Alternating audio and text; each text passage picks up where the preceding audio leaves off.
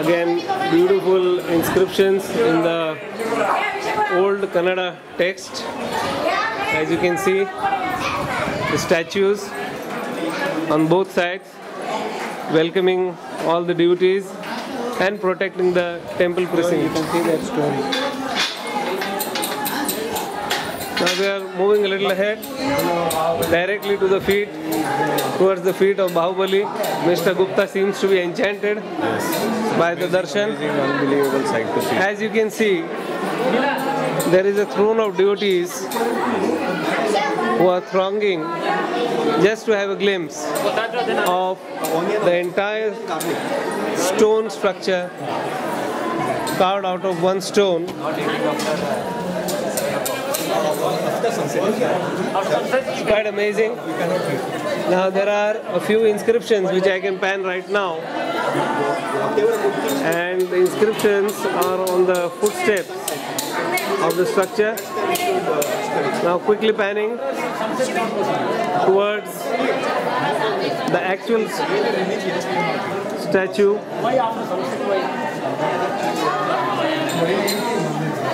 Quite huge. You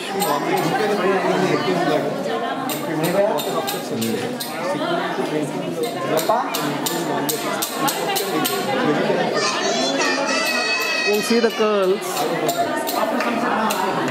and the entire body structure of Shri Bhagwan Bahubali. Quite amazing.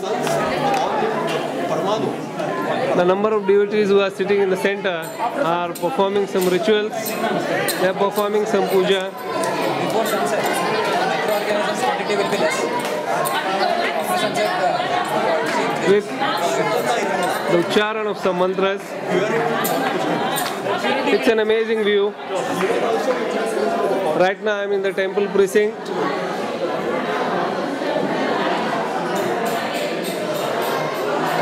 As you can see, the entire temple structure is here. Mr. Gujar.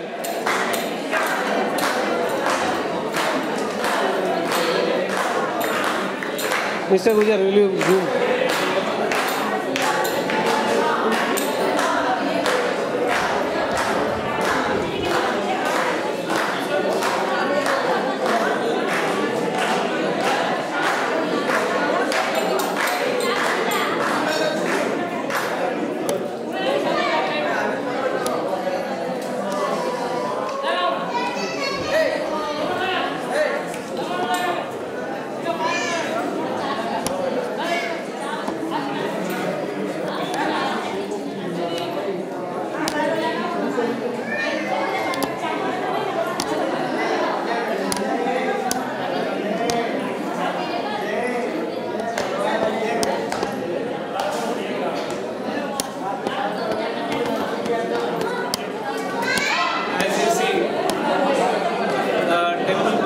Itself is beautifully carved. It's a very beautiful temple, and this is the single largest stone statue I think anywhere in the world, and completely semi-carved without any stone support, carved out of one stone.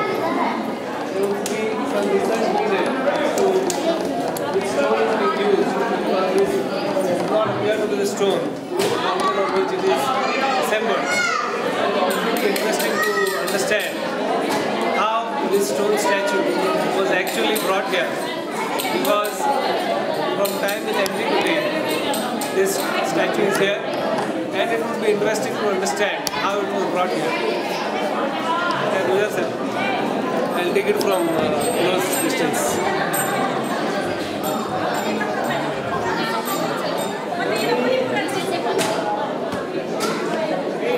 Now I'm panning from right, going near to the entire structure. The entire structure is of single stone.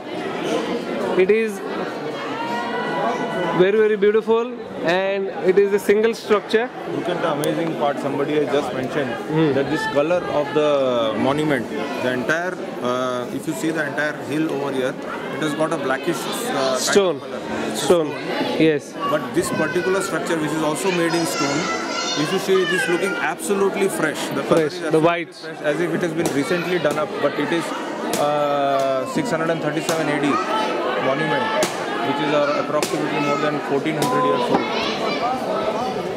Now I'm panning at the statue near the deity, also intricately carved, very, very beautiful. You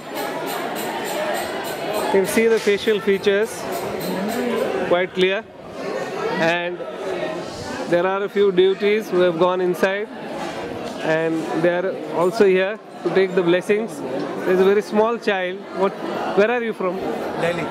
They're from Delhi, and people are thronging here from everywhere. I can see a few tourists who are coming from abroad. There are small children, there are devotees praying to the Lord, and as you can see, there are a few inscriptions here on the bottom side of the entire stone structure. They seem to be in a language called Prakrit. There are further inscriptions ahead, and the entire structure looks as if it is freshly carved. Though it is very old, ancient in antiquity, there is another very beautiful statue. There is a set of two here, and the entire temple structure, as you can see, is a stone carved structure. Now, just behind me are a few statues. I'm panning in. As you can see, very intricately carved. And on the top portion, I think are the 24 Tirthankaras carved. If you can count. And just behind the Lord Bahubali are these statues, also carved in stone.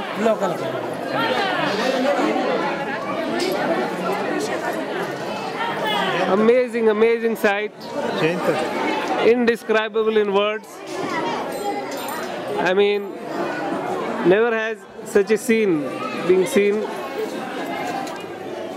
And there is a small statue, again a replica of the largest statue of Lord Bahubali.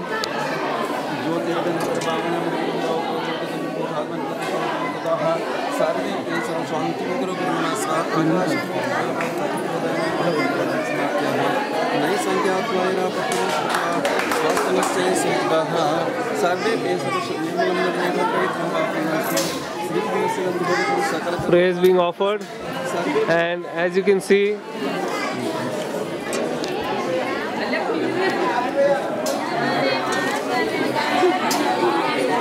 there's a buzz of activity. People from all over India have gathered here. There are a few tourists here from Japan, I think, and a few tourists from America. There are two coconuts placed here as they signify the freshness of things. They are offerings to Lord Bahubali. These coconuts are a symbol of the obedience of the people here.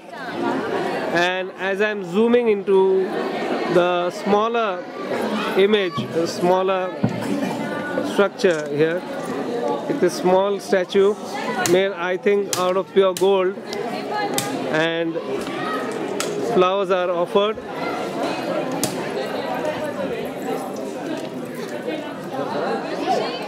As you can see, the features are an absolute replica of the largest statue. Quite amazing. There's a copper plate here which has some inscriptions in Prakrit language. My friend has told me it's in old Kannada language, and they seem to be intricately carved. Hoysala dynasty from Hoysala dynasty, and there are quite a few coconuts that are being offered here.